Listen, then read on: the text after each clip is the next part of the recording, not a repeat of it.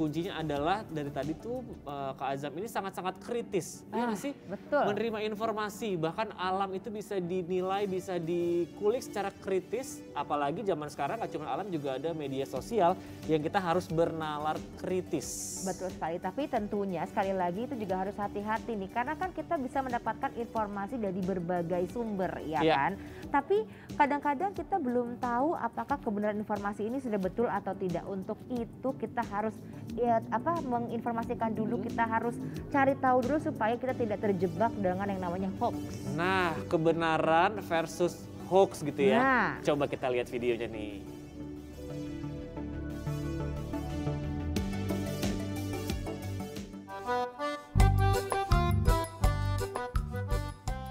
Ih, bagus. Kamu kok bawa bawang putih sih? Enggak ah. Emangnya bawang putih sebanyak itu buat apaan, Gus? Nih, lihat. Katanya bawang putih bisa buat ngusir corona. Hoax itu bagus. Perasaan tadi pagi ibu baru beli bawang putih sekilo. Masa sih digondol kucing? Bukan digondol kucing, Bu. Tapi tuh digondol sama Bagus. Katanya sih bisa buat cegah corona. Ya ampun, bagus. Ih, kamu itu kalau mengusir corona, cuci tangan, pakai masker, jaga jarak, Gus. Bukan nyemilin bawang putih ibu. Kan ibu mau masak jadi susah, Gus. Kalau pengen jadi artis jangan lupa makan kolak. Asik. Saatnya berpikir kritis dan gampang percaya hoax.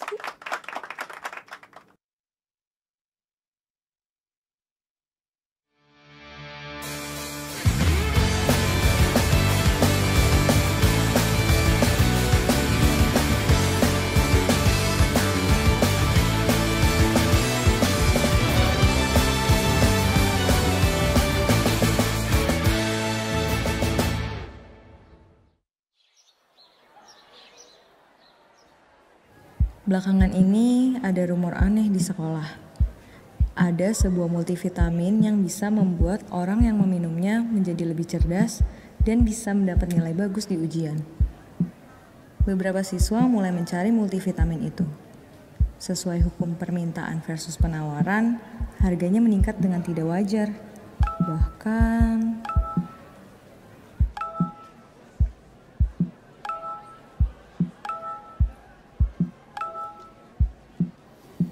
Aku dikira pakai multivitamin. Iya. Kalian juga udah pada dengar kan soal multivitamin itu? Udah Kak, di kelas aku ada anak yang ulangan harian kemarin langsung dapet nilai bagus. Sebenarnya itu beneran gak sih? Bener atau enggak ada yang tahu nggak sih? Tapi multivitamin itu kayaknya lagi heboh banget deh. Apalagi kan udah dekat waktu ujian. Jadi pada berlomba-lomba buat dapat nilai bagus secara instan. Aku juga sempat ditawarin sih. Cuman aku bilang ke mereka supaya jangan percaya sama hal belum jelas kayak gitu. Terus terang aku khawatir deh. Kalau ternyata di dalamnya ada kandungan yang berbahaya gimana ya? Gimana kalau kita cari orang yang pertama kali bawa barang itu ke sekolah? Gimana caranya? Soalnya setahu aku sekarang yang jual juga udah banyak banget. Nggak cuma 1 atau 2 orang aja. Ya gimana nih Kak, kayaknya teman-teman aku udah pada minum multivitamin itu semua deh. Kalau mereka kenapa-kenapa gimana? Kita buat pemberitahuan untuk melarang obat itu di sekolah. Tapi coba tunggu dulu deh. Kita coba harus pikirin ini tuh secara logis. Kita kan masih belum tahu ada kandungan bahayanya apa enggak. Siapa tahu itu cuma multivitamin biasa. Kalau gitu, sebaiknya sekarang kita harus ngapain ya? Yang pasti sih, kita harus cari faktanya dulu.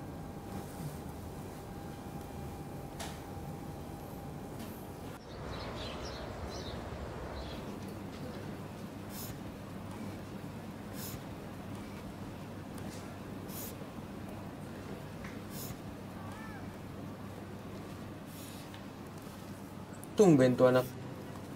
Sejak kejadian Pak Herman yang dulu, si Fajar emang jauh lebih rajin sih. Yakin nih kita mau tanya dia?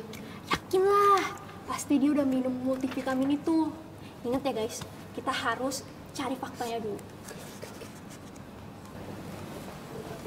Apa? Itu kamu pernah nyobain multivitamin yang lagi rame itu kan? Iya, emang kenapa? Emang itu benar efektif ya? Katanya nilai ulangan kamu minggu lalu langsung dapat bagus. Iya dong. Kalian mau juga? Temen aku ada yang jual tuh. Hey bro, sis.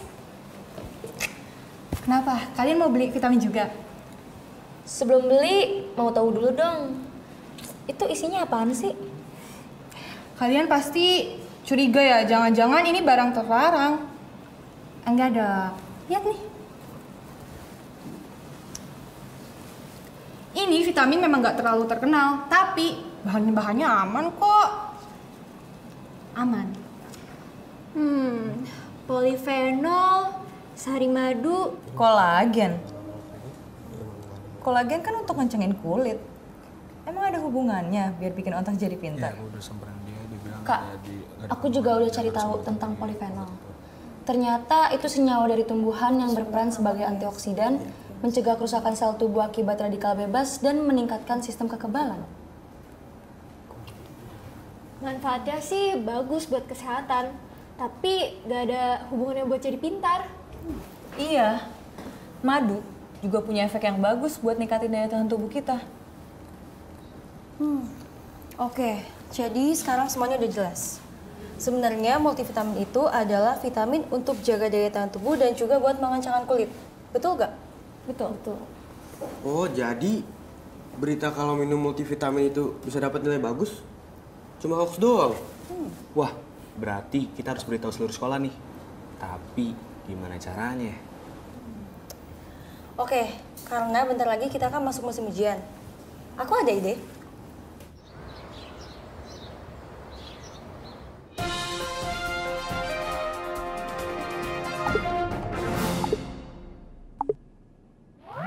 Halo semuanya, tak terasa minggu depan kita akan memasuki masa ujian tengah semester. Gimana persiapan kalian? Kali ini, OSIS SMA Cerdas Berkarakter akan memberikan tips seputar ujian.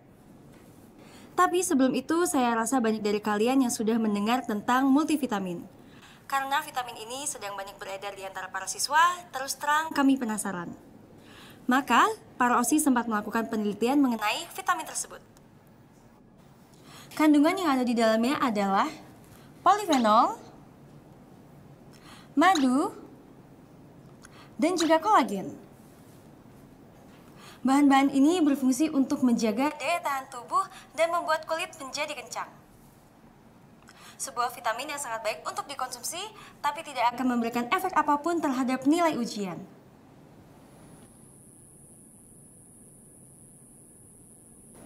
Ingat, saring sebelum sharing.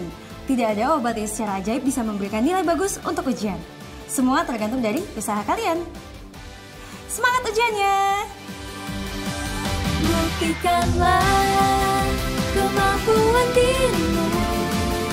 Hanya merengek saja atau menangis saja tidaklah berguna.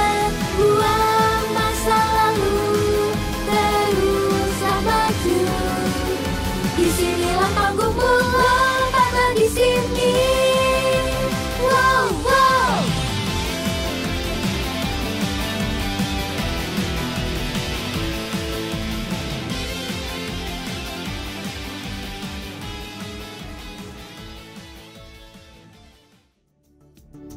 Untung ada video ini. Tadinya aku sudah mau lari ke apotek, tahu gak sih? Karena multivitamin tadi ya? Iya, biar lebih pintar lagi. Makanya kakak Adi tuh tadi didengar tuh ya, harus disaring dulu sebelum di-sharing. Betul, ini adalah bentuk lain atau kata-kata lain dari kritis. Betul. Ya kan? Kita ngobrol-ngobrol deh tentang si kritis ini kali ya. Boleh, biasanya nih orang tua yang suka kritis untuk itu. Jadi bolehlah, kita penasaran nih, biasa kan kalau orang tua itu ya mengajarkan anak untuk kritis. Ya. Tapi sebenarnya seberapa penting sih Bu untuk memproses informasi secara kritis? Kami contohnya di keluarga ya. Nah kalau di keluarga kami itu komunikasi adalah hal yang utama. Nah makan bersama adalah kegiatan bagi keluarga kami untuk berdiskusi. Ya, jadi value keluarga itu yang paling penting, anak-anak mulai paham dan anak-anak juga boleh protes. Boleh memberikan kritikan ketika menurut mereka itu tidak benar.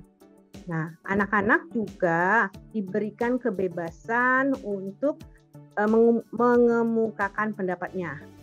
Kalau misalnya dia memiliki pendapat yang berbeda, kita juga memberikan ruang kepada anak-anak untuk memiliki perbedaan itu. Nah, satu lagi di rumah kami itu adalah perpustakaan merupakan ruang dari semua isi di rumah. Jadi buku-buku, anak-anak sudah terbiasa buku adalah teman mereka. Kalau mereka tidak paham, buku adalah menjadi tempat informasi yang bisa mereka gali. Jadi anak-anak bukan hanya bisa membaca, tetapi juga senang membaca. Terus menurut kami, kritis itu penting. Jadi kalau anak-anak hanya menerima informasi dari satu sumber, kemudian tidak mencari informasi tersebut dengan lebih baik, maka kami menganggap dia tidak literat. Nah, itu yang paling penting. Jadi diharapkan di keluarga kami adalah menjadi keluarga yang literat. Semua informasi yang diperoleh itu, apakah itu bermanfaat, bukan hanya bagus, tapi apakah memang bermanfaat untuk anak, bermanfaat untuk mereka. Itu yang paling penting. Bukan hanya informasi, oh ada informasi baik, tetapi apakah informasi itu bermanfaat, bisa dipertanggungjawabkan? Nah, silakan. Seperti tadi katakan, bagi keluarga kami literasi itu adalah hal yang utama. Itu sih, Mbak. Iya, bolehlah. literasi itu yang paling utama. Keluarga juga selalu memberikan kebebasan untuk anaknya kritis. Kalau mau protes juga boleh. Betul, ya kan? jadi menerima juga ya. Jadi intinya orang tua juga kalau anaknya berpendapat harus bisa menerima supaya anaknya nantinya akan juga punya sifat kritis di luar sana dan bisa mengungkapkan pendapatnya dia seperti apa. Iya, Bu boleh dong sharing lagi nih ya, lebih tepat lagi, lebih detail lagi nih. Kira-kira tips apa sih yang paling tepat nih untuk memproses informasi secara kritis nih? Atau mungkin kita tanyanya ke Kak Azam juga boleh kali Kak Adi ya. Boleh. Kak Azam, tadi Ibu bilang anak-anak di rumah itu boleh kritis, boleh menyampaikan pendapat. Tambahin dong dari sisi anak nih mungkin ya. Tipsnya untuk memproses informasi secara lebih kritis, Kak Azam, silahkan. Iya, ada satu pesan dari Papa nih, Papa di rumah yang selalu saya ingat gitu, bahkan sampai sekarang, karena sudah lama diomongin. Jadi kata Papa itu, jangan biarkan ada informasi sedikit pun yang tidak jadi ilmu. Nah, maksudnya apa? Karena memang di era disrupsi saat ini ya, kita dijejelin banyak informasi gitu. Adalah hal yang penting untuk kita bisa memilahnya dan bisa mengambil ilmu dari situ gitu. Karena tidak semua informasi itu adalah ilmu. Makanya tadi udah Mama jelasin bahwa dalam keluarga kami literasi itu yang utama gitu. Makanya meja makan kami itu adalah meja diskusi. Jadi 3 kali makan, 3 kali sehari makan gitu itu adalah 3 kali diskusi dalam sehari. Jadi ibarat perusahaan ya, itu kami meetingnya itu setiap pagi sarapan, makan siang dan makan malam.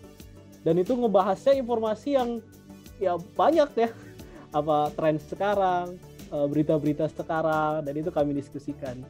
Nah, poin yang paling penting adalah ketika orang tua itu mengajarkan tentang berjiwa kritis adalah berakhlak atau bersikap yang baik dalam mengkritisi sesuatu. Itu yang penting. Karena ketika kita mengkritisi sesuatu, artinya kita paham tentang hal itu. Dan dalam kita mengemukakan pendapat kita harus punya tutur kata yang baik, sehingga orang lain yang kita kritisi atau yang kita ya beradu argumen gitu ya, tidak merasa kita menantang gitu. Itu yang sering diajarkan dalam tuh. Jadi ada adab-adabnya lah gitu dalam kita melanggengkan jiwa kritis itu. Itu. Oke. Lengkap Tuh. ya. 3 hari sekali lo berdiskusi ya, makan pagi, makan siang, makan malam. Itu yang paling penting, lengkap, semuanya harus mengutarakan pendapatnya. Betul. Dan sepertinya ini menjadi bekal juga untuk Kak Azam dan juga untuk saudara-saudaranya untuk bisa ini setelah nggak di rumah nih ya, bisa mandiri, bisa berdiri sendiri dengan bekal-bekal yang tadi disampaikan dalam rumah gitu ya. Betul. Nah untuk itu juga ini pelajar Pancasila ini juga harus menjadi seorang yang mandiri seperti pada video-video berikut ini.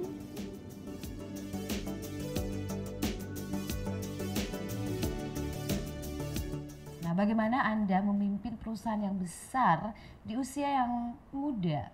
Koneksi mungkin? Atau apa rahasianya?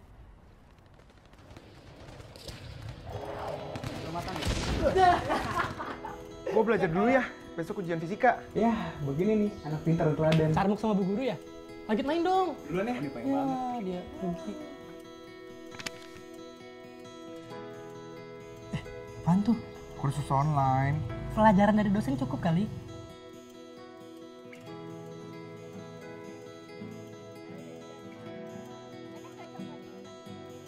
Dav, sini.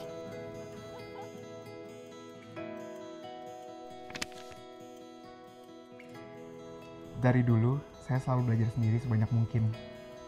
Dari semua sumber ilmu yang ada.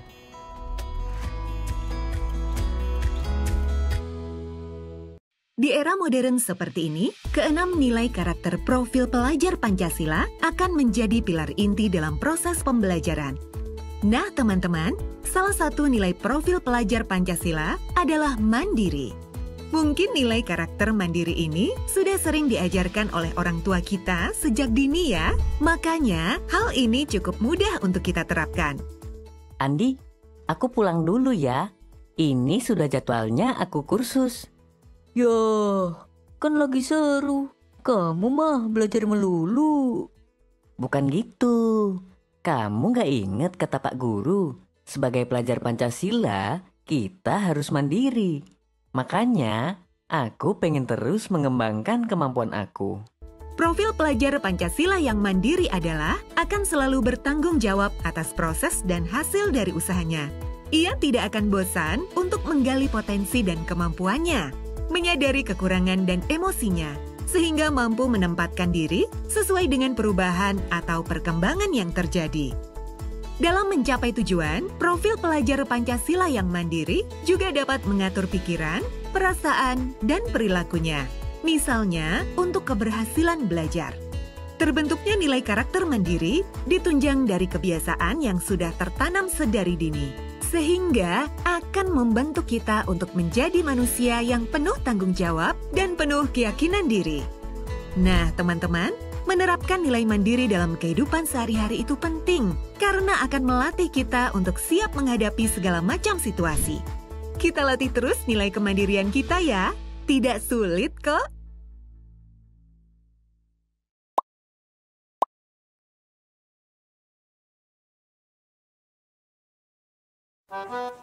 Bagus, Ibu mendadak harus ketemu Bu RT. Kamu belajar sendiri ya, Nak? Ibu percaya sama kamu. Ingat ya, mandiri. Iya, Bu.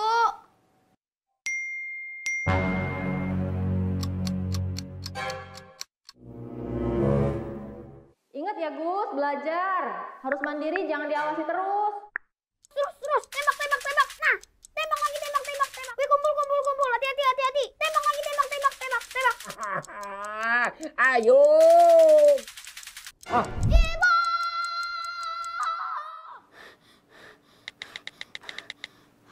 Sekarang saatnya belajar, bukan bermain. Aku harus bisa mandiri, belajar tanpa harus diawasi. Naik perahu sampan, tiba-tiba kehujanan. Basah kuyup sambil berdiri. Bangun masa depan dengan kemandirian. Yuk mulai dari diri sendiri. Aduh, nggak mau kan kalau kayak gitu. Tiba-tiba karena nggak mandiri, ya nggak bisa tanggung jawab sama diri sendiri, akhirnya nggak kerasa udah tua, yang lain udah pada sarjana, udah pada berhasil. Lah kita masih main game aja. Iya, aduh jangan sampai deh sampai ya. Ingat tuh, mandiri itu bisa melakukan sendiri dan mulai dari diri sendiri dulu. Betul. Bukan cuma mandi sendiri kaulan loh. Bukan dong, semua hal dilakukan sendiri dengan tanggung jawab sendiri seperti Kak Azam. Iya. Yang pasti juga mandiri ya kan, karena kan tadi aja Kak Azam tuh udah melalang buana. Betul. Ya kan, udah keluar negeri pun juga pasti sendiri, nggak mungkin ditemenin sama Mama terus. Nggak mungkin dong, pasti sendiri. Kak Azam, mengapa sih menurut Kak Azam nih nilai mandiri itu penting banget? Kenapa? Silakan. Kalau dari segi bahasa ya, mandiri itu kan kata sifat ya, yang artinya melekat ke dalam satu subjek. Nah, mandiri artinya tidak bergantung kepada orang lain atau terhadap pihak lain gitu ya. Nah, itu penting. Kenapa? Karena di era globalisasi saat ini, di era percepatan teknologi, informasi, kita itu, apalagi anak muda ya, harus punya idealisme yang kuat, harus punya ada satu hal nilai yang mau kita bawa gitu ya, dalam berkiprah di dunia internasional, di dunia global. Apalagi sebagai pelajar Pancasila, kita itu punya kewajiban untuk menjalankan nilai-nilai Pancasila itulah. Karena itulah bentuk kemandirian kita. Artinya kita itu punya cara sendiri, kita pede, percaya diri dengan nilai-nilai bangsa kita sendiri gitu. Dan tidak terpedaya atau tidak cenderung mengimitasi nilai-nilai bangsa lain gitu, yang mungkin tidak sesuai dengan nilai-nilai bangsa kita gitu. Karena apa? Kalau kita terlalu ya mengikuti mungkin budaya lain atau nilai-nilai yang lain, kita akan dilihat sebelah mata karena kita dianggap tidak percaya diri, nggak pede menampilkan identitas diri kita sendiri. Makanya kemandirian, apalagi mandiri, pede lah istilahnya. Kalau saya bilang mandiri itu ya pede, percaya diri dengan apa yang kita miliki ya, nilai-nilai yang kita miliki. Gitu. Oke, keren yo. Lebih dalam arti mandirinya mulai dari artinya ya. sampai yang diterapkan. Nah, mungkin ini pertanyaannya ini terakhir untuk Ibu Laila.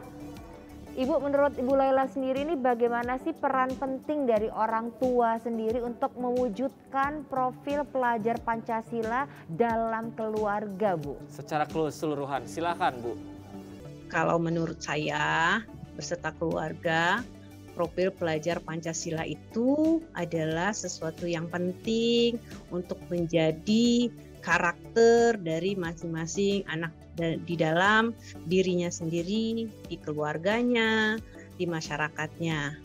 Jadi kita sebagai orang tua kan menjadi role model pada anak. Jadi value apa yang mau kita terapkan kepada keluarga kita, kepada anak-anak kita yang mereka suatu hari nanti akan hidup di masa mereka sendiri. Mungkin kita tidak lagi bersama mereka, tetapi ketika kita sudah menerapkan value yang benar, karakter yang baik kepada anak-anak kita, maka mereka akan siap hidup di dunianya.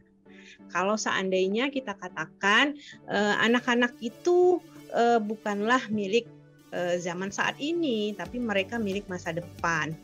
Kalau kita menerapkan sesuai dengan diri kita dulu, maka anak-anak tidak akan paham apa yang harus mereka siapkan di masa mereka hidup nanti. Oke, berarti itu penting sekali ya, peran orang tua dan juga peran keluarga itu dalam membentuk anak-anaknya agar bisa menjadi seorang profil dari pelajar Pancasila. Ya, itu kalau dari sisi orang tua. Tapi Kak Azam nih ya, peran pentingnya generasi muda nih ya untuk mewujudkan nih, kan harus terwujud nih kerjasamanya. Seperti apa sih mewujudkan profil pelajar Pancasila dari sisi generasi mudanya? Silakan Kak Azam. Oke, ya teman-teman semua, ya generasi muda seperti saya, Kak Adi juga, generasi muda kita harus paham ya bahwa kita sedang dipandang nih, kita sedang diwanti-wanti nih. Artinya dengan potensi bonus demografi yang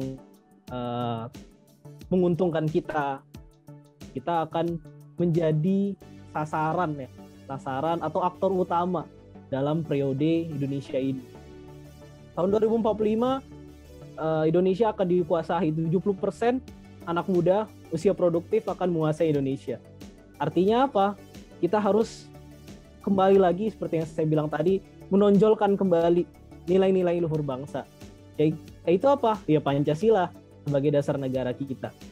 Maka dari itu penting sekali kita memiliki profil pelajar Pancasila itu. Karena bukan tidak mungkin apa yang kita lakukan, program-program, inovasi, gerakan-gerakan yang kita lakukan itu berdampak besar bagi wajah Indonesia ke depan. Apalagi nanti kita akan menguasai Indonesia ini. Gitu. Mantap, amin. Tepuk tangan dulu boleh kali ya? Tepuk tangan dulu nih. Ini benar-benar ya, ternyata orang tua bisa membuat Mas Azam seperti ini dari Bu Laila dan keluarga gitu ya. Jadi ini saling berkesinambungan antara keluarga, anak, dan akhirnya bisa berkembang. Mas Azamnya juga bisa membawa hal positif keluar. Betul, jadi sekali lagi butuh kerjasama, butuh waktu juga. Dan yang selalu kita tekankan adalah mulai dari hal yang kecil dulu, mulai dari lingkungan yang paling kecil dulu, sehingga ntar tuh besarnya atau keseluruhannya bisa menciptakan profil pelajar Pancasila yang seutuhnya. Luar biasa. Terima kasih untuk Ibu Laila dan juga Kak Azam yang sudah bergabung. Terima kasih Ibu. Terima kasih, sehat-sehat selalu. Seru-seru banget ya narasumber kita, pembahasan kita. Dan seru juga tuh video-video yang tadi ditampilin. Jadi bukan cuma terhibur juga, tapi kita juga bisa sekali lagi dapat nilai dan makna dari profil pelajar Pancasila. Dan tentunya semua video ini bisa dilihat dan juga dimanfaatkan langsung di YouTube kita nih. Bukan hanya tentang profil pelajar Pancasila saja, tapi juga banyak video yang bertemakan tentang penguatan karakter pastinya ya. Jadi jangan lupa langsung aja lihat ya, di subscribe ya, di like, di komen semuanya, di share ya di YouTube-nya kita. Dan nama akunnya adalah Cerdas Berkarakter Kemdikbud RI. Pasti langsung di subscribe abis ini. Kita sudah harus pamit undur diri dulu. Terima kasih sekali lagi untuk Bu Laila dan Kak Azam yang sudah meluangkan waktunya untuk bergabung di podcast kita hari ini membahas mengenai profil pelajar Pancasila. Nah tentunya semoga pembahasan kita hari ini bisa bermanfaat juga untuk semua yang telah menonton podcast kita ini. Betul. Tentunya dan juga masyarakat dapat mengimplementasikan ya profil pelajar Pancasila dalam kehidupan sehari-hari. Kami juga mengucapkan terima kasih untuk penonton yang sudah setia nonton podcast kita dari awal sampai akhir. Terima kasih. Dan tentunya ada persembahan nih ya, penutup dari kami, ada sebuah lagu berjudul Pelajar Pancasila dari Eka Gustiwana dan juga Kikan. Baiklah, sampai jumpa. Salam Cerdas Berkarakter.